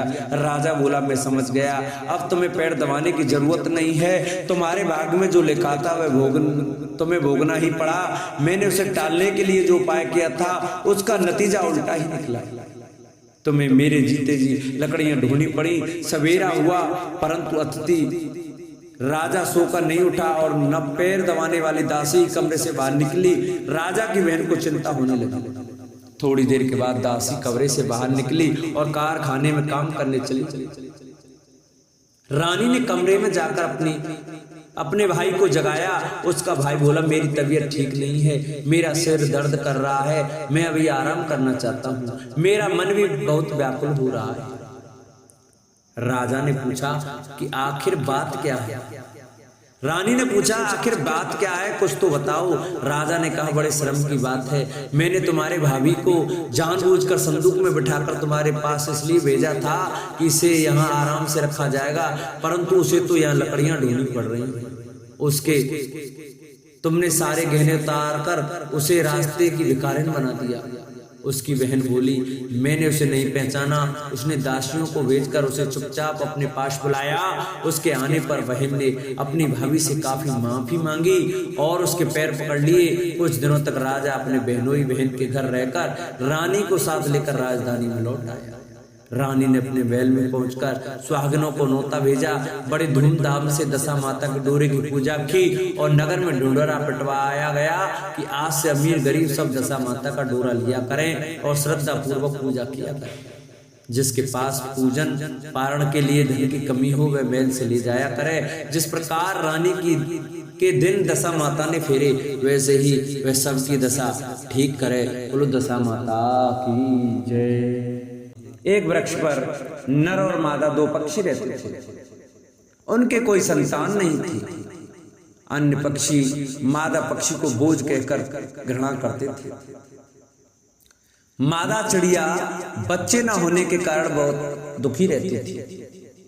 एक दिन वह अपनी स्थिति पर विचार करती हुई अकेली नदी पर पानी पीने गई। वहां पर स्त्रियां दशा माता का डोरा ले रही थी। उनका एक डोरा बच गया था। उन्हें कोई उच्च वर्ग की स्त्री नहीं दिखाई दी जिसे वह डोरा दे देती। उन्होंने सोचा कि इस चिड़िया के गले में इस डोरे को बांध देते हैं, यह यहाँ रोज आकर कथा सुन लिया करेगी। इसे पूजन की विधि बता देंगे तो यह भी पूजन के दिन पूजा कर लेगी। तदनुसार उन्होंने चिड़िया के गले में दशा माता का डोरा बांध दिया और उसे समझा दिया कि प्रतिदिन 9 दिन तक यहाँ आकर कहानी सुन लिया करो।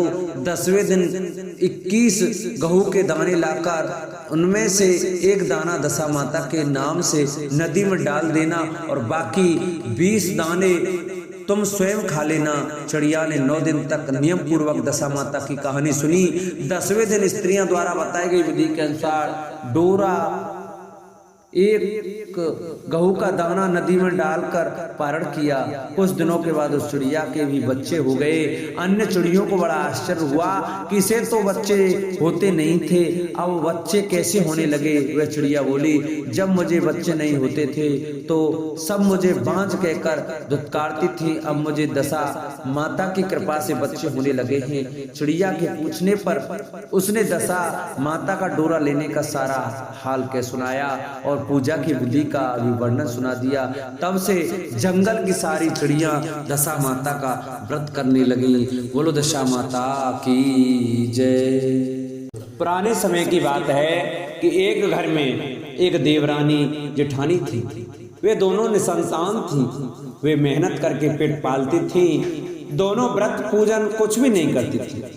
एक दिन दोनों प्रातःकाल गांव में आग लेने गई। उस दिन गांव में दशा माता का पूजन था, इसलिए उन्हें किसी के यहाँ से भी आग नहीं मिली। आग न मिलने पर जेठानी देवरानी से बोली, आज हम दोनों का भी व्रत रहेगा। शाम को आग मिलने पर ही रसोई बनाकर भोजन करेंगे। शाम हो जाने पर जेठानी अपनी पड़ोसन के यहाँ से आग लेने गई। पड़ोसन ने उसे आदर पूर्वक बैठाया। जेठानी ने पड़ोसन से पूछा, दशा माता का पूजन करने से क्या होता है? पड़ोसन ने बताया कि जिस बात की इच्छा करके डोरा लिया जाता है वह इच्छा पूर्ण हो जाती है। जेठानी ये सुनकर पड़ोसन से बोली, अगली बार जब डोरा लेना हो तो मुझे भी बताना, मैं भी डोरा लूंगी। जेठानी जैसे ही आग लेकर घर से बाहर आई तो उसे गाय चरकर आती दिखाई दी। ग्वाला पीछे आ रहा था। उसके कंधे पर एक बछड़ा था और एक गाय बछड़े को चाटते हुए चल रही थी। पड़ोसन ने ग्वाले से पूछा, तुम्हारी गाय के पहली बार प्रसव हुआ है क्या? ग्वाले ने बताया कि हाँ। पड़ोसन ने पूछा, गाय ने बछड़ा दिया है या बछिया? ग्वाला बोला, बछड़ा है। यह जानकर जेठानी ने पड़ोसन से कहा कि घर जाकर दशा माता का डोरा ले लो। 9 दिन तक व्रत रखकर कथा सुनना तथा 10वें दिन सिर सहित स्नान करके पूजन करना। दशा माता चाहेंगी तो 10 दिन के भीतर ही तुम्हारी मनोकामना पूर्ण हो जाएगी। जेठानी ने घर जाकर सारी बातें देवरानी को बताई। दोनों ने दशा माता से मनोती मांगी, यदि हम दोनों की संतान होंगी तो हम सुहागिनों को न्योता देंगे। दोनों ने दशा माता का डोरा लिया। दशा माता की कृपा से डोरे की पूजा से पहले ही दोनों देवरानी जेठानी गर्भवती हो गईं। 9 महीने 9 दिन के बाद दोनों ने यहाँ 2 लड़कों ने जन्म लिया। बालकों के नामकरण संस्कार के बाद देवरानी ने जेठानी से कहा, हमने जो सुहागिनों को नोतने की मनोती मांगी थी उसे पूरा करना चाहिए। जेठानी ने कहा कि अभी ऐसी क्या जल्दी है, जब लड़कों का अन्नप्राशन संस्कार होगा तब सुहागिनों को नोता देंगे। तब लड़कों का अन्नप्राशन संस्कार हुआ। तब देवरानी ने जेठानी से सुहागिनों को नोतने की बात कही, परंतु जेठानी ने बात को टाल दिया और कहा कि लड़कों के मुंडन संस्कार पर सुहागिनों को नोता देंगे। होते होते कुछ समय बाद लड़कों का मुंडन संस्कार भी हो गया। देवरानी ने जेठानी को सुहागिनों के नोतने की बात कही। जेठानी बोली, लड़कों की सगाई के समय सुहागिनों को नोत जाएंगी। लड़के बड़े हो गए, उनकी सगाई भी हो गई, परंतु जेठानी ने अब की बार भी सुहागिन नहीं नोती। जेठानी बोली, जिस दिन लड़कों के फेरे होंगे उसी दिन सुहागिनों को नोता देंगे। इस पर देवरानी बोली, बहन तुम्हारी जब इच्छा हो तब सुहागिनों को नोता देना, परंतु मैं तो लगन के दिन ही सुहागिनों को नोता दूंगी। देवरानी ने लगन के दिन ही सुहागिनों को नोता दिया, परंतु जेठानी ने कुछ भी परवाह न की। लग्न के बाद मात्र का पूजन करके दोनों दूल्हे बारात सजाकर बैंड बाजे सहित ब्याने चल दिए। देवरानी के बेटे का विवाह बड़े धूमधाम से सकुशल पूर्ण हो गया, परंतु जेठानी ने सुहागिनों को नोता नहीं दिया था, इसलिए दशा माता ठीक फेरों के समय उसे उठाकर ले गई। दूल्हे के सहसा गायब हो जाने के कारण वर कन्या दोनों में हाहाकार मच गया। उसकी बारात खाली हाथ घर लौट कर आई, परंतु लड़की की माता बड़े संकट में पड़ गई। इस अधव्यायी लड़की से कौन विवाह करेगा? पड़ोस की चतुर सुहागिनों ने लड़की की माता को समझाया कि ब्याह का जो सामान बचा है उस सामान को लड़की के हवाले कर दिया जाए। लड़की भिखारियों को सदा व्रत देने लगी। एक दिन एक साधु तीर्थ यात्रा करता हुआ वहां आया। गांव से घने जंगल में एक पीपल का पेड़ था। लोग इस पीपल के पेड़ को पारस पीपल कहते थे। उस पेड़ पर दशा माता का निवास था। साधु चलता चलता शाम को उसी पेड़ के नीचे ठहर गया। झाड़ूदार ने आकर उसी पेड़ के पास के मैदान में झाड़ू लगाई। भिस्ती ने मस्तक से मस्क से वहां पर छिड़काव कर दिया तथा माली ने यह फूल बिखेर दिए। तब एक देवता अनेक प्रकार की पोशाक पहनकर आने लगे तथा स्थान पर बैठने लगे। सबसे बाद में स्वर्ग के राजा इंद्र का सिंहासन उतरा। इसी के साथ स्वर्ग की अप्सराएं आकर सिंहासन के चारों ओर नाचने लगी। उसी समय अतिव्याही लड़के को गोद में लेकर दशा माता पीपल के पेड़ से नीचे उतरी। इंद्र के साथ स्वर्ग से एक सूरा गाय भी आई थी। उसने 2 गिलास दूध दिया था। लड़के ने अतिव्याही के भाग का 1 गिलास अलग रख दिया गया, दूसरे गिलास का दूध पी लिया। जब तक अप्सराएं का नाच गान होता रहा, दशा माता लड़के को गोद में लेकर बैठी रही। प्रातः काल होते ही देवताओं का दरबार भंग हुआ। साधु भी वहां से चलकर गांव में आया। साधु महाराज गांव में भिक्षा मांगते मांगते अतिव्याही लड़की के घर पर पहुंचा। लड़की ने आदर पूर्वक साधु को बैठाया और भोजन तैयार किया। लड़की ने 3 पत्तल परोस कर रखे। पहली पत्तल अतिव्याही अपने पति के लिए रखी, दूसरी पत्तल बाबा जी के सामने रखी और 1 पत्तल अपने सामने रखी। बाबा ने अपने आप कहा, वाह, जो बात मैंने रात वहां देखी वही बात यही भी देखने को मिल रही है। लड़की ने पूछा, क्या बात है बाबा जी? साधु बाबा ने बात टालते हुए कहा, हम बैरागी लोग ऐसी अनेक बातें कहते रहते हैं, तुम्हें ऐसी बात से क्या मतलब? तुम तो भोजन करो और भगवान का भजन करो। लड़की ने हट पकड़ ली। उसने कहा, जब तक आप अपनी कही बात का खुलासा नहीं करेंगे मैं भोजन नहीं करूंगी। इस पर भी साधु बाबा चुप रहे। तब लड़की बोली कि आप साधु हैं और मैं सती हूँ। आप या तो अपने कथन को स्पष्ट कीजिए कि आपने रात में क्या देखा, नहीं तो मैं आपको साफ दे दूंगी। तब साधु बाबा ने रात का सारा किस्सा कह सुनाया। यह सुनकर लड़की ने बाबा के साथ पीपल के पेड़ के पास जाने का निश्चय कर लिया। साधु बाबा आगे आगे चले और लड़की उनके पीछे पीछे चलती रही। साधु बाबा लड़की को पारस पीपल के पास छोड़कर चले गए। संध्या होने पर नित्य की तरह जमादार ने झाड़ू लगाई, भिस्ती ने अपनी मस्क से पानी का छिड़काव किया और माली ने फूल बिछाए। देवताओं के राजा इंद्र आए। अप्सराओं का नाच गान प्रारंभ हो गया। उसी समय दशा माता पीपल के पेड़ से उतरकर दरबार में बैठ गई। लड़की ने सूरा गाय का दूध लिया और 1 गिलास अतिव्याही लड़की के लिए रख दिया। जैसे ही लड़की ने दूध का गिलास मुंह पर लगाया, त्यों ही लड़की दूसरा गिलास हाथ में लेकर बर के सामने आ गई। वह बोली, अपना भाग लेने के लिए मैं उपस्थित हूँ, मेरे लिए क्या आज्ञा है? मैं सेवा करने के लिए तैयार हूँ। तब लड़का बोला, मैं इस तरह से तुमसे नहीं मिल सकता। मैं दशा माता की सेवा में रहता हूँ। मुझे अभी दरबार में जाकर दशा माता की गोद में बैठना होगा। यदि तुम्हें मुझसे प्यार है तो दशा माता को प्रसन्न करके उनसे मुझे अपने लिए मांग सकती हो, तब मैं तुम्हारा हो सकता हूँ। लड़का दूध पीकर दशा माता की गोद में जाकर बैठा। लड़की अप्सराओं के साथ नाचने गाने लगी। जब सवेरा हुआ तो दशा माता ने इस नई लड़की को बुलाकर पूछा, तुम कौन हो? तुम्हारे नाचने से मैं बहुत प्रसन्न हूँ, जो कुछ मांगना है मांग लो। लड़की ने दशा माता से वचन ले लिया कि मैं जो कुछ मांगूंगी वह आप मुझे प्रदान करेंगी। तथास्तु कहने के बाद लड़की ने दशा माता ने अपने पति को पकड़कर कहा, मुझे यही चाहिए। दशा माता ने कहा, तूने मांगा तो बहुत, परंतु मैं वचन दे चुकी हूँ, इसी कारण मैं तेरे पति को तुझे वापस देती हूँ। राजा इंद्र ने पूछा कि भगवती, ये सब क्या राज है? मैं इस राज को जानना चाहता हूँ। तब दशा माता ने बताया कि यह लड़का मेरे वरदान से ही प्राप्त हुआ था और इसकी माता ने मनौती मांगी थी कि लड़का पैदा होने पर मैं सुहागिनों को न्योता दूंगी, परंतु उसने अभी तक अपना वचन पूरा नहीं किया। इस कारण मैं इस लड़के को विवाह मंडप से उठा लाई थी। यह लड़की इसकी अद्वितीय पत्नी है और पतिव्रता है। पतिव्रता होने के कारण यह देव समाज में पहुंचकर मुझसे अपना पति मांग रही है। दशा माता के ऐसे वचन सुनकर इंद्र सहित सब देवता ने वर वधू के ऊपर पुष्प की वर्षा की। तब तक साधु बाबा भी वहां आ गए। साधु बाबा दूल्हा और दुल्हन को साथ लेकर गांव की ओर चल पड़े।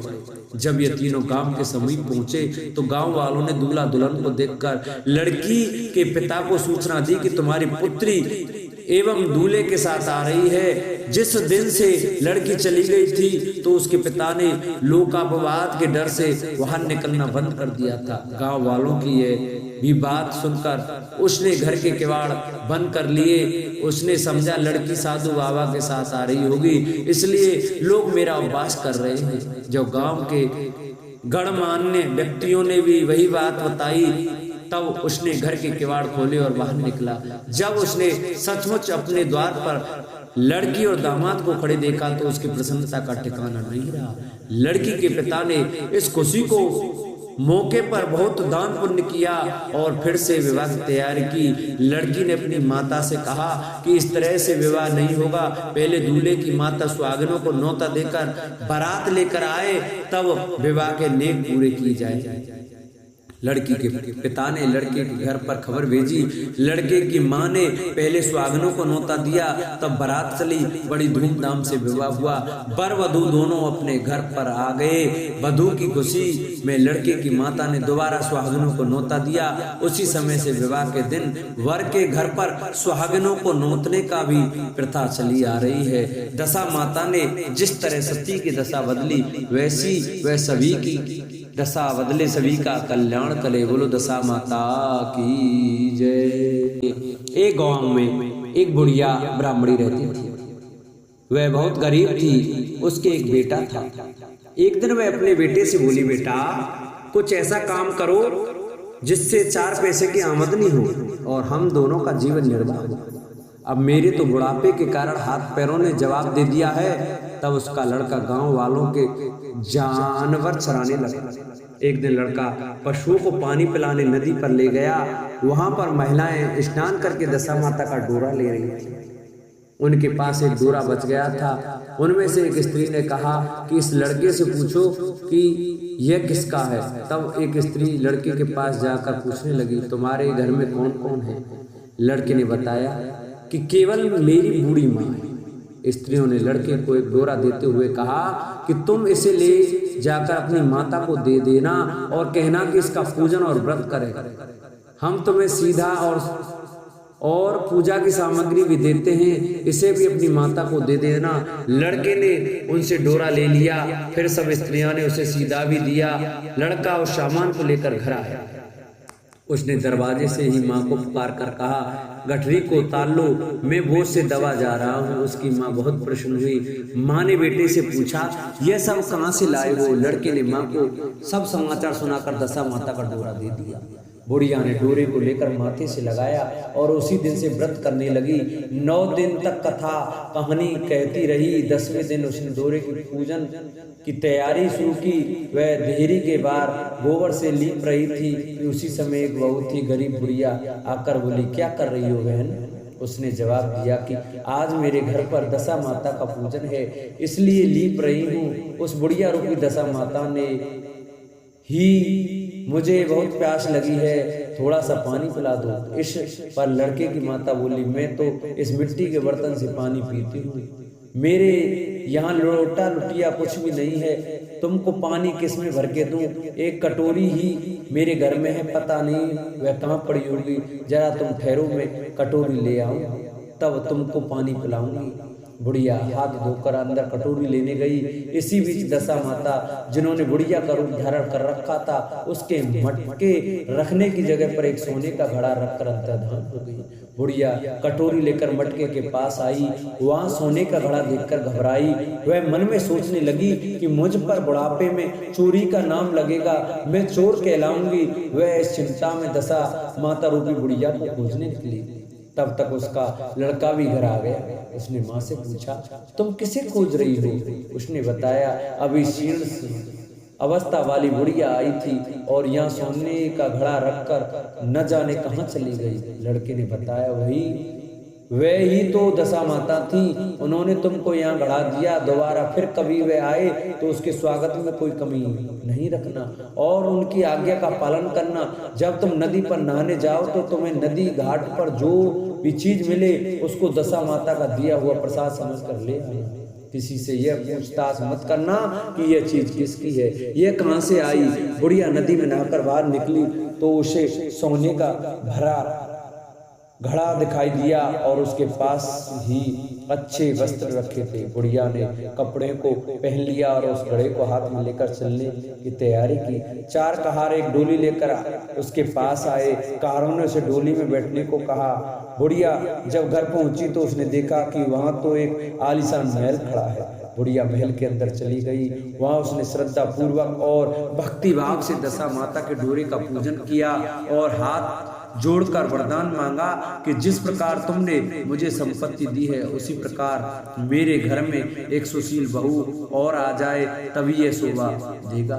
कुछ दिनों बाद लड़के का विवाह हो गया और बहुत ही सुंदर व सुशील बहू बुढ़िया के घर आ गई। बुढ़िया ने दोबारा दशा माता से वर मांगा कि जैसे मेरे बहू बेटे सुशील और सज्जन हैं उसी प्रकार मैं पौत्र पाऊं। कुछ दिनों बाद बुढ़िया के यहाँ एक पौत्र रूपी रत्न पैदा हुआ। एक दिन बुढ़िया ने अपनी बहू को पास बैठाकर समझाया कि मेरी यह सब संपत्ति दशा माता की प्रदान की हुई है, उन्हीं की कृपा से तुम इस घर में आई हो। मेरे नहीं रहने के बाद यदि कोई मैले कुचेले कपड़े धारण किए बुढ़िया तुम्हारे घर पर आए तो उसे आंचल के छोर से पोंछ डालना, घिन मत करना, उससे प्रार्थना करना, यह सब आपका ही दिया हुआ तो है। जब भी दशा माता का डोरा लेना हो तब उसको तुम भी अवश्य लेना और श्रद्धा पूर्वक उसका पूजन करना। जब भी तुम्हारे ऊपर संकट के बादल घिराएं तो सुहागिनों को नोतना, दशा माता की कृपा से तुम्हारी सब इच्छाएं पूरी होंगी। कुछ दिनों के बाद बुढ़िया का स्वर्गवास हो गया। दशा माता ने सोचा कि बुढ़िया के घर चलकर देखना चाहिए कि उसकी बहू सास के वचनों का पालन करती है या नहीं। एक दिन दशा माता ने वृद्धा विकारिन का वेश धारण कर उसके घर गई। उसे देखते ही बहुत बहू खड़ी हो गई, उसके पांव छुए, बालक को उसकी गोद में डाल दिया। उसकी श्रद्धा भक्ति से दशा माता बहुत ही प्रसन्न हुई। उन्होंने आशीर्वाद दिया कि तेरी धर्म बुद्धि है, भगवान तेरा सदैव कल्याण करेंगे, भंडार भरपूर रहेगा, तू जो इच्छा करेगी वह तुझे अवश्य प्राप्त होगी। दशा माता ने जैसी कृपा बुढ़िया ब्राह्मणी पर की वैसी कृपा सभी भक्तजनों पर बनी रहे। बोलो दशा माता की जय। एक राजा था जिसका नाम नल था और उसकी रानी का नाम दमयंती था। वह बड़े प्रेम से राज्य करता था। एक दिन एक ब्राह्मणी उनके पास आई। उस ब्राह्मणी ने रानी के पास आई। उसने गले में पीला डोरा बांध रखा था। रानी ने डोरा देखकर उससे डोरे के बारे में पूछा तो वह बोली, डोरा दशा माता का है, पहनने से सुख संपत्ति अन्य धन घर में आता है। उसने रानी को भी एक डोरा दे दिया। रानी के गले में डोरा बंधा देख राजा नल ने उसके बारे में पूछा। रानी ने सारी बात बता दी। राजा बोले, तुम्हें किस चीज की कमी है, इस डोरे को तोड़कर फेंक दो। रानी ने देवी का आशीर्वाद कहकर उसे तोड़ने से मना कर दिया, पर राजा ने डोरा तोड़कर फेंक दिया। रानी बोली, राजन यह आपने ठीक नहीं किया।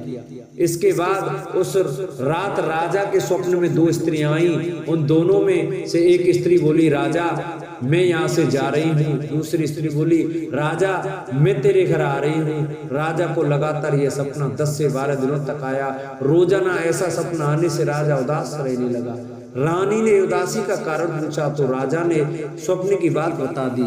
रानी ने राजा से उन दोनों स्त्रियों का नाम पूछने को कहा। तब राजा ने उनसे उनके नाम पूछे तो जाने वाली स्त्री ने अपना नाम लक्ष्मी तथा आने वाली स्त्री ने दरिद्रता बताया। लक्ष्मी जी के जाते ही सब सोना चांदी मिट्टी हो गया। रानी सहायता के लिए अपनी सखियों के पास गई, लेकिन रानी का बुरा हाल देखकर कोई भी उनसे नहीं बोला।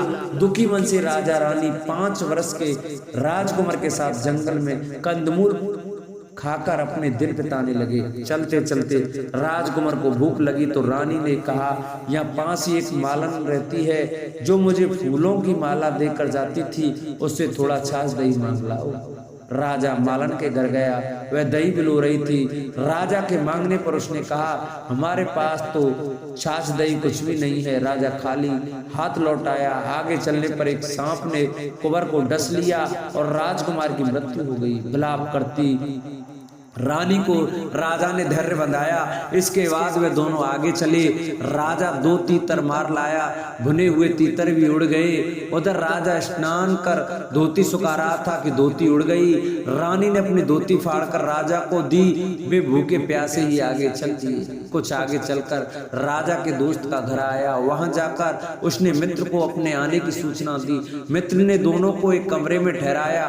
वहां मित्र ने लोहे के औजार आदि रखे हुए थे। देव युग से वे सारे औजार धरती में समा। चोरी का दोष लगने के कारण वे दोनों रातों रात वहां से भाग गए। आगे चलकर राजा की बहन का घर आया।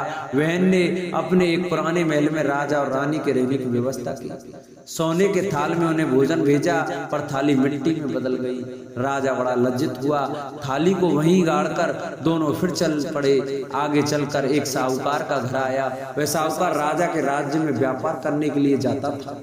साहूकार ने भी राजा को ठहरने के लिए पुरानी हवेली में सारी व्यवस्था कर दी। पुरानी हवेली में साहूकार की लड़की का हीरों का हार लटका हुआ था। पास ही दीवार पर एक मोर अंकित था। वह मोर ही हार निकलने लगा। यह देखकर राजा रानी वहां से भी चले गए। इस पर रानी बोलती है कि किसी के घर जाने के बजाय जंगल में लकड़ी काट बेचकर ही हम अपना पेट भर लेंगे। रानी की बात से राजा सहमत हुआ। दोनों एक सूखे बगीचे में पहुंचे। उन दोनों के वहां पहुंचते ही बगीचे हरा भरा हो गया। यह देखकर बाग का मालिक बहुत प्रसन्न हुआ। उसने देखा वहां एक स्त्री पुरुष सो रहे हैं। उन्हें जगाकर बाग के मालिक ने पूछा, तुम कौन हो? राजा बोला, मुसाफिर हूँ, मजदूरी की खोज में इधर उधर आए हैं। यदि तुम रखे तो यहीं हम मेहनत मजदूरी करके पेट पाल लेंगे। इसके बाद बगीचे के मालिक ने उन्हें अपना नौकर रख लिया। एक दिन बाग की मालकिन भी संपदा देवी की कथा सुन डोरा ले रही थी। रानी के पूछने पर उसने बताया कि यह संपदा देवी का डोरा है। रानी ने भी कथा सुनी, डोरा लिया।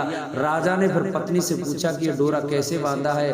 तो रानी बोली, यह वही डोरा है जिसे आपने एक बार तोड़कर फेंक दिया था और इसका अपमान किया था। उसी के कारण संपदा देवी हम पर नाराज हैं। रानी फिर बोली, यदि संपदा माँ सच्ची है तो हमारे पहले के दिन लौट आएंगे। उसी रात राजा को पहले इस तरह स्वप्न आया। एक स्त्री कह रही थी, मैं जा रही हूँ। दूसरी कह रही थी, आ रही हूँ राजा, मैं वापस आ रही हूँ। राजा ने दोनों के नाम पूछे तो आने वाली ने अपना नाम लक्ष्मी और जाने वाली ने दरिद्रता बताया। राजा ने लक्ष्मी से पूछा, अब जाओगी तो नहीं? लक्ष्मी बोली, यदि तुम्हारी पत्नी संपदा जी का डोरा लेकर कथा सुनती रहेगी तो मैं नहीं जाऊंगी। यदि तुम डोरा तोड़ दोगे तो वापस चली जाऊंगी। वाक की मालकिन जब वहां की रानी को हार देने जाती तो दमयंती हार बूत कर देती।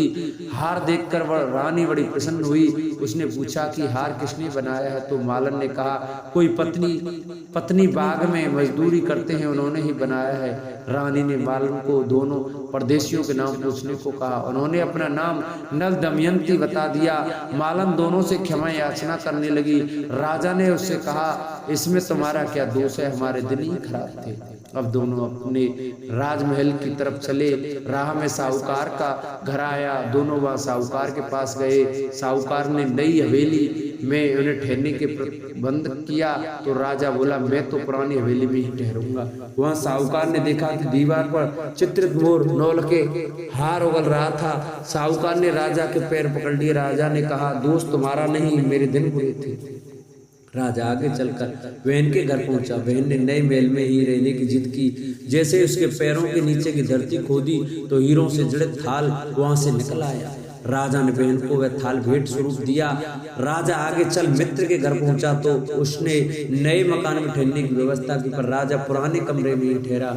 वहीं मित्र के लोहे के औजार मिल गए। आगे चले तो नदी किनारे राजा की धोती उड़ गई थी। वह भी एक वृक्ष से लटकी हुई थी। वहां नहा धोकर धोती पहनी। राजा आगे चला तो देखा कि कुंवर खेल रहा है। माँ बाप को देखकर उसने उनके पैर छुए। नगर में पहुंचकर राजा की मालन दूध लेकर आई तो राजा बोला, आज दूध लेकर आ रही हो? उस दिन छाछ के लिए मना कर दिया था। रानी ने राजा से कहा, वह तो तुम्हारे बुरे दिनों का प्रभाव था। इसके बाद दोनों वहां से अपने महल की तरफ गए। रानी की सखियां धन धान्य से भरे थाल लिए गीत गाती हुई नौकर चाकर सब पहले की समान ही आ गए। दशा माता के डोरे का प्रभाव से ही उनको यह सब प्राप्त हुआ। इसलिए सभी को श्रद्धा पूर्वक माँ दशा माता की पूजा करनी चाहिए और स्त्रियों को कथा पूजन का डोरा धारण करना चाहिए। बोलो दशा माता की जय। जिन भक्तजनों को हमारी ये दशा माता की कथा अच्छी लगी हो वो हमारी वीडियो को ज़्यादा से ज़्यादा शेयर करें। जिन्होंने चैनल को सब्सक्राइब नहीं किया है वो चैनल को सब्सक्राइब करें, वीडियो को लाइक करें और कमेंट में दशा माता की जय अवश्य लिखें।